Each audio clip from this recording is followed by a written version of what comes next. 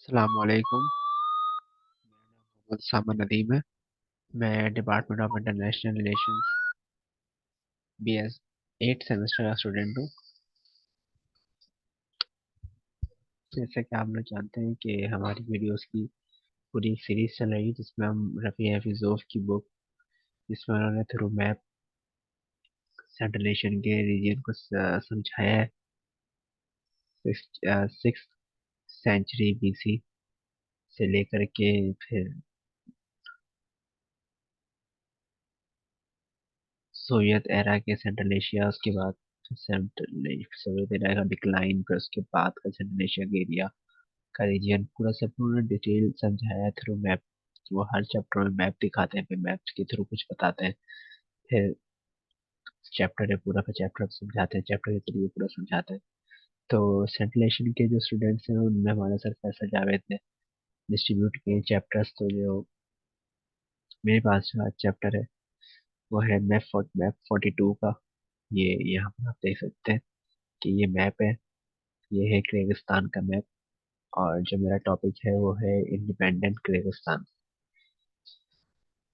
सबसे पहले यहाँ पर जो मैप दिया हुआ है, मैप देखें आप, मैप के अंदर थ्रू सिंबल्स आप देखें, यहाँ पर बताया हुआ है कि इससे इसको डिनोट किया हुआ है, इससे इसको डिनोट किया हुआ है। जैसे कि यहाँ पे देखें आपके, यहाँ पे नेशनल कैपिटल है। तो जो किर्गिस्तान का कैपिटल है जिसका नेम ये रहा। फिर इसके बाद जो किर्गिस्तान मुख्तलिफ ओब्लास्ट में, मुख्तलिफ ओब्लास्ट कहते हैं प्रोविंस को, जैसे मैंने आपको लास्ट वीडियो में बताया था उनका एडमिनिस्ट्रेटिव सिस्टम जो है। तो प्रोविंस जितने भी हैं ओब्लास्ट, ये इनको इन्होंने इस सिंबल से डिनोट किया हुआ है। तो ये देखें, ये एक ओब्लास्ट ये है, फिर एक ओब्लास्ट ये है। तो इसी तरीके से फिर इसके बाद एक ओब्लास्ट ये है। तो फिर इसके बाद है टाउन। तो जो टाउन है वो टाउन के, ये आपको देखेंगे, एक टाउन है, ये एक टाउन है, ये एक टाउन है। इसके बाद ये एक टाउन है, ये एक टाउन है, ये एक टाउन है, ये एक टाउन है, ये एक टाउन है। फिर मेजर एयरपोर्ट्स हैं, फॉर एग्जांपल जैसे कि ये एक एयरपोर्ट है, ये एक एयरपोर्ट है। फिर इसके बाद नेशनल बाउंड्री है, जो कि इनकी कंट्री की बाउंड्री है। तो ये इन्होंने, ये देखें, ये बाउंड्री है, ये है किर्गिस्तान की बाउंड्री। ये किर्गिस्तान की बाउंड्री बताई हुई है पूरी, सही है। अच्छा, फिर इसके बाद जो प्रोविंस की बाउंड्रीज है, प्रोविंस की बाउंड्री शो करी हुई है, ये प्रोविंस की बाउंड्री शो करी हुई है। तो फिर इसके बाद मेन रोड्स हैं, फिर सेकेंडरी रोड्स हैं, फिर रेल रोड्स हैं। अच्छा देखें, ये किर्गिस्तान है, किर्गिस्तान के इस एक साइड पर कजाकिस्तान है, एक उज्बेकिस्तान है, एक तजिकिस्तान है, एक उज्बेकिस्तान है। यहाँ पर इस साइड पर चाइना की टेरिटरी शुरू हो जाती है। अच्छा, इसके बाद जो मेरे पास नेक्स्ट स्लाइड है वो है बेसिकली टेबल ऑफ कंटेंट की। इसमें हमें पता चलेगा कि आगे वीडियो में क्या क्या है। तो सबसे पहले इंट्रोडक्शन है, फिर प्रेसिडेंट अस्कर अकीयेव की स्लाइड है, ये रशिया के पहले प्रेसिडेंट थे। फिर कुर्मान बेग बकीयेव, ये रशिया के जो, सॉरी, ये सेंट्रल एशिया के डिक्लाइन के बाद किर्गिस्तान के पहले प्रेसिडेंट थे। ये कुर्मान बकीयेव, ये सेंट्रल एशिया के रीजन किर्गिस्तान के सेकंड प्रेसिडेंट थे। फिर किर्गिस्तान की इकॉनमी है, फिर पोस्ट सोवियत इकोनॉमिक चेंजेस के अंदर बताया गया है कि सोवियत यूनियन की डिक्लाइन के बाद जिसमें मलेशिया की स्टेट्स अलग अलग हुई, इन्होंने आज़ादी हासिल करी उससे। तो फिर उसके बाद उन्होंने क्या इकोनॉमिक चेंजेस करी। फिर है लास्ट स्लाइड इकोनॉमिक ग्रोथ की। इकोनॉमिक ग्रोथ बहुत लेट होना शुरू हुई किर्गिस्तान के अंदर।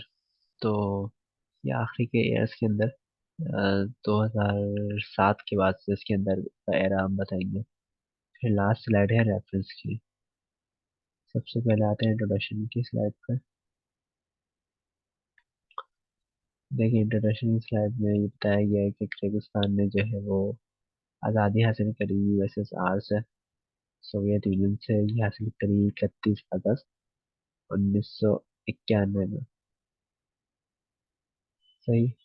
फिर यहाँ बताया गया है कि जो आज़ादी के वक्त जो वहाँ के एथनिक जो क्रेविस थे वो 52% से भी कम थे आज़ादी के वक्त, टोटल पॉपुलेशन में से। फिर जो 1990s में जो रशियंस की जो बड़ी तादाद थी वो, और बहुत सी माइनॉरिटी ग्रुप्स जो थे उनके रिप्रेजेंटेटिव्स ने 1990s में, जो पूरे 90s यानी कि पूरे जो 10 साल है 90 से लेकर पूरे 2000 तक, जो 10 साल का एरा है इसके अंदर बहुत से रशियंस ने और बहुत से माइनॉरिटी ग्रुप्स के रिप्रेजेंटेटिव्स ने किर्गिस्तान को लेफ्ट कर दिया, छोड़ दिया। फिर 2007 में बताते हैं, 2007 के कंट्री पॉपुलेशन थी वो 5.3 मिलियन थी। बट जो इस टाइम इनकी जो कंट्री की जो हालत थी, जो लिविंग लेवल था और जो वहाँ की इकॉनमी थी वो काफ़ी कमज़ोर थी, वहाँ के हालात बहुत ख़राब थे 2007 में। फिर ये बताते हैं कि जो किर्गिज़ थे उनकी पॉपुलेशन 68% थी 2007 में, और उज़्बेक जो थे वो 13.8% थे। देन रशियंस जो थे वो 9.5% थे। फिर जो डंगल्स थे मीन्स के मुस्लिम चाइनीज, ये 1.1% है। फिर जो उसके अलावा बचे वो 7.6%। नेक्स्ट स्लाइड पे आप हम आते हैं, प्रेसिडेंट अस्कर अकीयेव, सबसे पहले प्रेसिडेंट। तो यहाँ बता रहे हैं कि इन्होंने जो है वो, इनके दौर में जो एक लिबरल रिजिम आई, और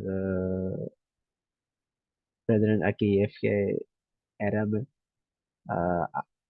प्रेसिडेंट अकीयेव ने जो है वो प्रेसिडेंट इलेक्शंस जीते 1990 में। फिर ये इलेक्शंस इन्होंने जो जिस मुकाबले में जीते, इनके जो सामने जो पावरफुल एक कम्युनिस्ट पार्टी लीडर थे। फिर अच्छा, जब ये प्रेसिडेंट बनते हैं तो फिर इन्होंने जो है वो तमाम ही अपोजिशन पॉलिटिकल पार्टीज को अलाउ करा कि वो आए और असेंबली के अंदर सामना करें एज अपोजिशन। और इंडिपेंडेंट मीडिया इन्होंने आज़ादी दी, यानी सहाफ़त को आज़ादी दी इन्होंने, और एनजीओस को इजाज़त दी कि वो काम करें, और नेशनल ऑर्गेनाइजेशंस को ग्राउंड फ्राहम किया कि वो आए और काम करें और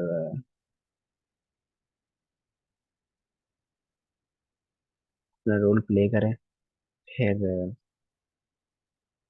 अच्छा, ये जो मेन जो इन्होंने काम थे, जो काम किए इन्होंने बड़े बड़े, इससे पहले जो रशिया की जो हुकूमत चलती हुई आ रही थी उसके अंदर, कम्युनिज्म के अंदर, तो फिर ये होता है कि बहुत सी चीज़ें सख्ती होती है, आपको पाबंदियाँ होती हैं, आपको मीडिया नहीं होता है। जैसे आप लोग पुरानी वीडियोस देख चुके हैं, उसमें आपको पता है कि रशिया के अंदर मतलब कितनी पाबंदियाँ थी। तो ये सारे काम करने के बाद जब प्रेसिडेंट अकायेव ने ये सारे काम किए, जैसे अभी बताया ऊपर कि एनजीओस को इजाजत दी, मीडिया को इजाजत दी, पॉलिटिकल पार्टीज को एज अपोजिशन अब इजाजत दी, अपोजिशन में आए और इनको टफ टाइम दें। तो इन सब काम करने के बाद जो इनके जो कंट्री है उसको उसने टाइटल हासिल किया, आइसलैंड ऑफ डेमोक्रेसी। फिर यहाँ बता रहे हैं कि 1990s के जो एंड एंड था, तो इसमें जो है वो कंट्री की जो सिचुएशन थी वो अचानक से चेंज हो गई। क्यों? क्योंकि जो प्रेसिडेंट अकीयेव थे इन्होंने अपनी फैमिली पर बेस करना पर रिलाय करना शुरू कर दिया, और क्रॉनीज पर और रीजनल बेस्ड क्लैंस पर रिलाय करना शुरू कर दिया कि वो लोग मुल्क चलाएं। इसका मतलब ये हुआ कि उन्होंने जो है वो मेरिट को छोड़ दिया, और अपने जानने वाले, अपने फैमिली मेंबर्स, अपने वो लोग जो कि जिन्होंने कभी इनकी मदद करी हो वो उनको फायदे देने लगे। मतलब वो लोग मेरिट बेस पे नहीं, मतलब उनको, वो लोग उस चीज़ के अहल नहीं थे। जैसे कि मुख्तलिफ छोटी स्टेट्स के अंदर होता रहा है, जैसे कि फॉर एग्जांपल हमारे पाकिस्तान में भी यही होता है कि आप किसी भी अपने करीबी जानने वाले को, रिश्तेदार को आप मौका फराहम कर देते हो जबकि वो उसका अहल नहीं होता है। तो मतलब वो पोजिशन के लिए होती नहीं है, वो ये कर नहीं सकता होता है। वो इतना वेल क्वालिफाइड नहीं होता, वेल वो इतना ज्यादा पढ़ा लिखा नहीं होता, उसको अपने सब्जेक्ट की इतनी नॉलेज नहीं होती, बट आप उसको वही उससे वही काम कराते हो जिसको आता नहीं है। तो ये इस बेस पे होता है कि आप जब आप मेरिट पे नहीं करते हो ना, जब आप मेरिट पे नहीं करते हो तो फिर आप किसी भी बंदे को कर ले को ये पोजीशन दे देते हो जो कि उस जिसका अहल नहीं है। तो इन्होंने भी यही काम करना शुरू कर दिया। तो इसके बाद जो है वो मुल्क की जो कंडीशन, जिस जब जाहिर है जो काम जिस बंदे का नहीं है उससे वो काम लिया जा रहा है, तो वो काम कैसे करेगा। तो इस टाइम पे जो है वो इनका जो हुकूमत थी वो उस वक्त खराब हो गई। फिर मुल्क को बहुत ज्यादा मुश्किलात का सामना करना पड़ा। फिर इसके बाद हम आते हैं कि इन 1995 एंड अगेन इन 2000, जो 1995 और फिर उसके बाद 2000 में आके ये अपने दोबारा से प्रेसिडेंशियल इलेक्शंस जीते और बहुत बड़े मार्जिन से जीते। बट बहुत से लोगों ने ये कहा कि ये इलेक्शन अनफेयर थे और पहले से सेट थे। इसमें इलेक्शंस में करप्शन, इलेक्शन के अंदर फेयर इलेक्शन नहीं किए गए, ये कहा गया। फिर जो इन मार्च 2005 2005 के अंदर काफी मसले मसाइल बढ़ गए, करप्शन बढ़ गई, मिसमैनेजमेंट बढ़ गई। और यही जो इनका जो जिस पेस पे ये जो काम इन्होंने स्टार्ट कर दिया था कि अपने करीबी लोगों को ओहदे दे दिए जो उसके अहल नहीं थे। तो फिर इस वजह से इनकी जो हुकूमत थी वो बिल्कुल जो है वो बुरी कंडीशन में आ गई। तो इसके नतीजे में आया ट्यूलिप रेवोल्यूशन, जिसको येलो रेवोल्यूशन भी कहा जाता है। तो जिसके नतीजे में इन जो प्रेसिडेंट केएफ थे, ये और इनकी फैमिली मुल्क छोड़कर फरार हो गए किर्गिस्तान से। इसके बाद हम आते हैं नेक्स्ट स्लाइड पे। तो नेक्स्ट स्लाइड है कुर्बान बेग बकीएफ। 2005 में कुर्बान बेग बकीएफ जो है वो किर्गिस्तान के प्रेसिडेंट इलेक्ट हुए 5 साल के लिए। जो न्यू प्रेसिडेंट थे, इन्होंने पॉलिटिकल रिफॉर्म्स की, साथ साथ कॉन्स्टिट्यूशन चेंजेस करी, अपने कानून में जो वहाँ का कानून था उसके अंदर बहुत सी चेंजेस करी, और करप्शन के खिलाफ जंग करी। और अच्छा, इन्होंने वादे करे, सॉरी, इन्होंने वादे करे कि ये पॉलिटिकल रिफॉर्म्स करेंगे और इसमें कानूनी इस्लाहात शामिल होंगी। और हर हर हर न्यू लीडर जो न्यू लीडर आता है वो ये अपनी कौम से यही वादे करता है। तो इन्होंने भी वादा करा, मैं करप्शन नहीं करूंगा, करप्शन के खिलाफ जंग करूंगा। और जिस जिस जिस काम के अंदर वो लग गए, पुराने वाले प्रेसिडेंट अकेयेफ, तो इन्होंने भी कहा कि नहीं, मैं ये काम नहीं करूंगा, मैं मेरिट पे भर्तियां करूंगा, मेरिट पे लोगों को लेकर आऊंगा, अपने लोगों को नहीं, जो लोग उस चीज के अहल नहीं है उनसे वो काम नहीं कराऊंगा। बट हुआ ये है कि बाद में इनको भी इल्जाम लगे कि इन्होंने भी प्रेसिडेंट अकयेव की तरह से हुकूमत चलाना शुरू कर दी है और करप्शन शुरू कर दी है। और बहुत सी अपोजिशन जो पार्टीज थी उन्होंने इनके खिलाफ मुहिम चलाना शुरू करी, और 2007 में इनसे रेजिग्नेशन का इनसे कहा कि इनसे डिमांड कर दी कि आप रिजाइन करें।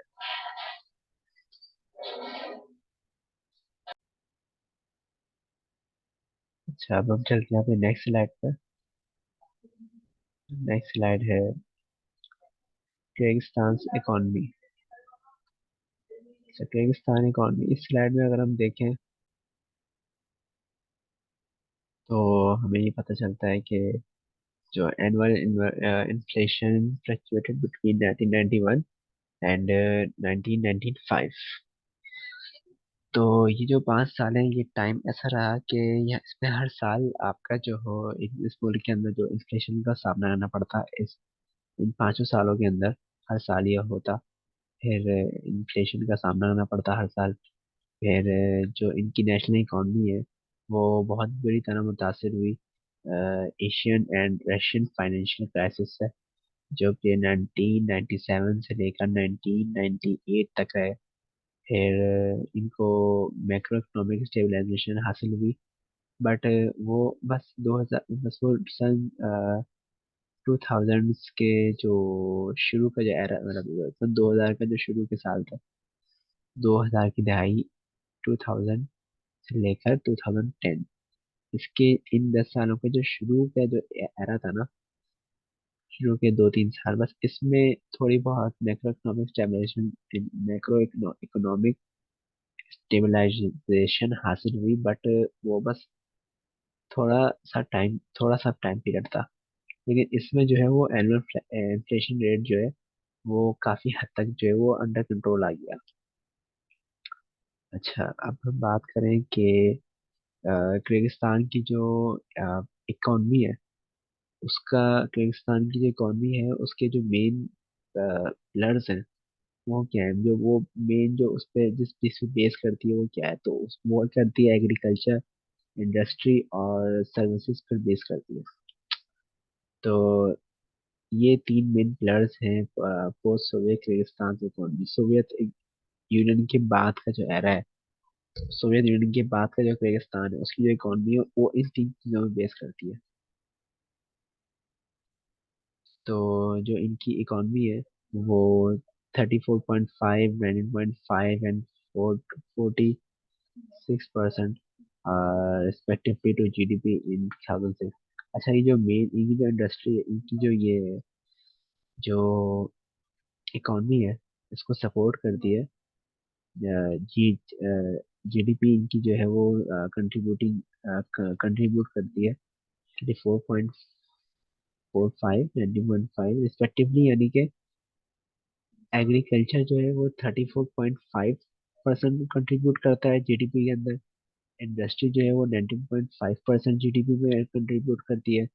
और जो सर्विसेज है वो आपका 46% जीडीपी में कंट्रीब्यूट करता है। ये 2006 के मुताबिक है। 2006 के अंदर जो जीडीपी के अंदर जो मेन पिलर्स कंट्रीब्यूट कर रहे थे जीडीपी के अंदर, ये उस वक्त की बात है। अच्छा, जो इनकी एक्सपोर्ट है, जो ये लोग सामान अपना बाहर भेजते हैं, वो बेसिकली जो है वो रॉ मटेरियल्स पर बेस करता है कि ये अपनी रॉ मटेरियल्स सेंड करते हैं वहाँ बाहर ममालिक में। इंटरनेशनल मार्केट में जो अपनी ये सेल करते हैं वो बेसिकली इनकी मेन रॉ मटेरियल्स है। और इसके अलावा जो कंट्री की जो मेन एक्सपोर्ट्स हैं वो अगर हम देखें तो वो है गोल्ड और टेक्सटाइल्स और टोबैको और रॉ कॉटन एंड इसके अलावा एग्रीकल्चर प्रोडक्ट्स। वो लोग टोबैको करते हैं, टेक्सटाइल कपड़ा वगैरह करते हैं, और उसके अलावा सोने की एक्सपोर्ट करते हैं। और रॉ कॉटन, कॉटन जो है वो रॉ फॉर्म में, और इसके अलावा एग्रीकल्चर प्रोडक्ट्स जितनी भी है वो सेंड करते हैं। इनकी मेन जो एक्सपोर्ट है वो इस पर बेस करती है। अब हम आते हैं अपनी नेक्स्ट स्लाइड पर।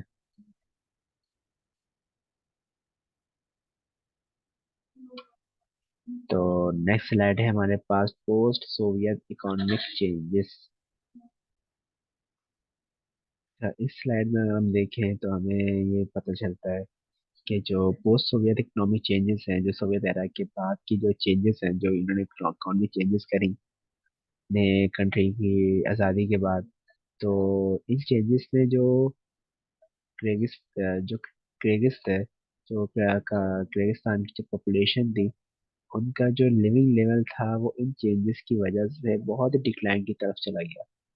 सिवाय उस एरा के जिसमें इनको थोड़ी बहुत मैक्रो इकोनॉमिक स्टेबलाइजेशन हासिल हुई, इस छोटे से एरा को छोड़ गया बाकी किर्गिस्तान की जो पॉपुलेशन, उसका जो लिविंग लेवल था वो बिल्कुल बहुत स्पीड से डिक्लाइन की तरफ चला गया।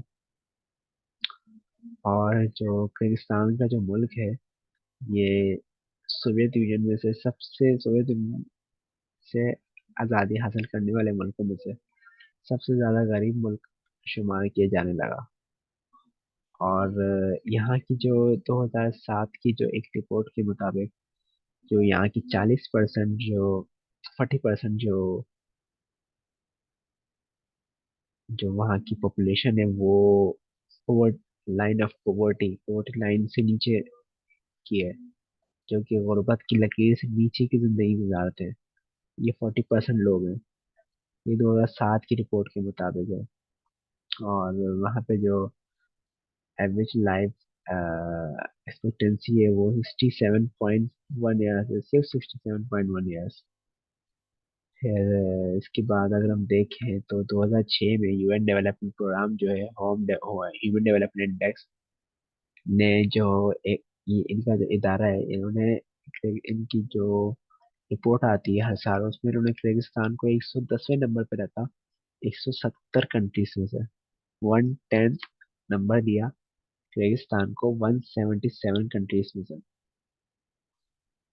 यानी कि किर्गिस्तान से ज्यादा ऊपर था सीरिया, इजिप्ट और वियतनाम। अच्छा, इसको 110 नंबर पे रखने की वजह क्या थी? कि वहां पर मैस पॉवर्टी बढ़ रही थी और इकोनॉमिक रिसेशन था। और अच्छा, सबसे बड़ी वजह क्या थी कि जो 110वें नंबर पे रखा, तो वहाँ के हालात की वजह से रखा, कि कंट्री के जो हालात हैं वो दिन ब दिन बिगड़ रहे थे। फॉर एग्जाम्पल, कि जो यहाँ देखें आप, लिखा हुआ है large number of Kyrgyz citizens have immigrated from the country in the post Soviet era। जो वहाँ की जो एक बड़ी तादाद जो किर्गिज से सिटीजन्स की थी, जो किर्गिस्तान के रहने वाले किर्गिज की थी, वो कंट्री छोड़ के जाने लगे पोस्ट सोवियत एरा के अंदर, यानी कि सोवियत एरा के बाद 1991 के बाद ये लोग किर्गिस्तान को छोड़ के जाने लगे, अपने मुल्क को छोड़ के करने लगे। अच्छा, सबसे पहली जो एक कह लें आप, पहली लहर में, फर्स्ट वेव में, सबसे पहले जो एक लहर चली कि सब मुल्क से बाहर जाने लगे, मुल्क छोड़ के जाने लगे, तो इस सबसे पहले जो फर्स्ट इसमें जो हुआ ये कि तकरीबन half million of the Russian speaking population, तकरीबन आधे मिलियन तकरीबन, यानी कि 5 लाख लोग जो रशियन बोलते थे, जो रशियन बोलने वाली आबादी थी, उन्होंने कंट्री को छोड़ दिया 1990s के शुरू में, यानी कि first half of the 1990s, यानी कि 1995 तक 5 लाख रशियन बोलने वाले लोग मुल्क छोड़ चुके थे। इसके साथ ही तकरीबन 3 लाख से लेकर 7 लाख तक जो एथनिक क्रेगिस थे, जो कि वहीं के रहने वाले क्रेगिस थे, जो कि एथनिकली अगर आप देखा जाए तो वो क्रेगिस थे, तो इन्होंने भी किर्गिस्तान को छोड़ के रशिया मूव कर गए, कजाकिस्तान मूव कर दूसरे, और उसके अलावा दूसरी दूसरी जगहों पे मूव कर गए। इनका मकसद ये था जाने का कि वो जॉब की तलाश में गए थे, और मुल्क से परेशान होकर चले गए थे। ये तकरीबन 1997 से लेकर 1998 तक का टाइम था। तो इस टाइम मुल्क के हालात बहुत ख़राब थे। मुल्क के हालात बहुत ख़राब थे क्योंकि 1997 से लेकर 1998 तक मुल्क के हालात बिल्कुल ख़राब थे, कि जिसकी वजह से ये सूरत हाल पेश आई। अच्छा,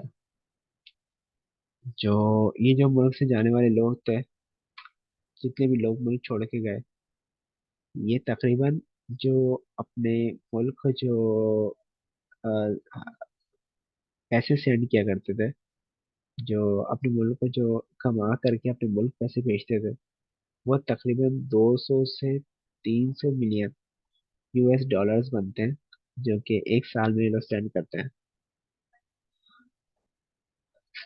अब हम आते हैं अपनी नेक्स्ट स्लाइड पर। तो नेक्स्ट स्लाइड है हमारे पास इकोनॉमिक ग्रोथ की। अच्छा, like the other Central Asian states between 2002 and 2007, Kyrgyzstan experienced economic growth, यानी कि दूसरी की सेंट्रल एशियन स्टेट्स की तरह 2002 से लेकर 2007 तक का ये वो एरा था कि जिसमें किर्गिस्तान के अंदर Aahista Aahista slowly slowly economic growth होना शुरू हो गई। जबकि ये रेट बहुत स्लो था, but 0.5 and 3.5% annually on average. अच्छा, इनकी जो इसकी जो एवरेज जो रेट था वो 0.5 एंड 3.5% एनुअली था। मतलब एक साल में तकरीबन 0.5 और 3.5% जो है वो आहिस्ता आहिस्ता इकोनॉमिक जो ग्रोथ है उसका रेट बढ़ रहा था। अच्छा, जो अगर हम बात करें कि इनके जो बेसिकली इनके कंट्री में जो इन्वेस्टर्स थे वो कौन कौन सी कंट्रीज थे जो कि इनके मुल्क में इन्वेस्ट कर रही थी, तो सन 2000 से लेकर सॉरी सन 2000 से लेकर सन 2006 से लेकर सन 2007 तक जो इनका पड़ोसी कंट्री था कजाकिस्तान, जो कि सोवियत यूनियन के से अलाइगी के बाद उनकी डिक्लाइन के बाद ही आज़ादी हासिल करके बनने वाली स्टेट कजाकिस्तान, ये इन किर्गिस्तान के अंदर सबसे बड़ी as a largest investor in Kyrgyzstan के तौर पर सामने आई। अच्छा, जो कजाकिस्तान की जो किर्गिस्तान के अंदर इन्वेस्ट कर रहा था वो किस किस चीज के अंदर इन्वेस्ट कर रहा था, तो उनका जो कजाकिस्तान वाले हैं उनका मेन फोकस यही था कि वो किर्गिस्तान के अंदर कंस्ट्रक्शन का काम सर अंजाम दें और फाइनेंशियल सेक्टर्स में काम करें और इंफ्रास्ट्रक्चर प्रोजेक्ट्स में काम करें। इनका भी बेसिक मकसद यही था कि उनको मालूम था कि किर्गिस्तान की जो लैंड है उसके अंदर कितना फायदा है, वहां से कॉटन निकलता है, वहां से गोल्ड निकलता है, वहां से मादनियात निकलते हैं कि अगर वो ये अपने प्रोजेक्ट इस्तेमाल करते हैं कंस्ट्रक्शन के, स्टार्ट करते हैं, फाइनेंशियल सेक्टर्स बनाते हैं, इंफ्रास्ट्रक्चर पे काम करते हैं वहाँ के, तो उनको भी मालूम था कि हम यहाँ पे काम करेंगे तो हमें हमें भी काफी बेनिफिट्स मिलेंगे। और उनका जो मेन मकसद था वो यही था कि जो वहाँ के रिसोर्सेज हैं उनको इस्तेमाल किया जा सके। इसके बाद हम चलते हैं अपनी नेक्स्ट स्लाइड पर। तो ये नेक्स्ट स्लाइड है रेफरेंस की, जिसमें कि मैंने सोर्स बताया है कि जिस तमाम से ये जो मटेरियल है मैंने कहाँ से लिखा है। तो ये बुक है जिसका नाम है, ये इसके राइटर हैं ये रफ़ी अज़ीज़ोव, फिर मैंने प्रेजेंट किया आपके सामने। ये बुक के राइटर हैं, ये बुक का कवर फोटो है। सो उम्मीद है आपको आज की ये इंफॉर्मेटिव वीडियो पसंद आई होगी। और अगर आपने अभी तक चैनल हमारा सब्सक्राइब नहीं किया है तो लाजमी लाजमी लाजमी चैनल सब्सक्राइब कर लें, ताकि इस तरह की मुख्तलिफ वीडियोस जैसे जैसे आती रहें सो आपको फौरन मिलती रहे। आप चैनल को सब्सक्राइब करके ऊपर बेल आइकन का बटन दबा दें, ताकि जब कोई नई वीडियो अपलोड हो आपको फौरन नोटिफिकेशन पता चल जाए। बहुत बहुत शुक्रिया। अल्लाह हाफ़िज़, थैंक यू।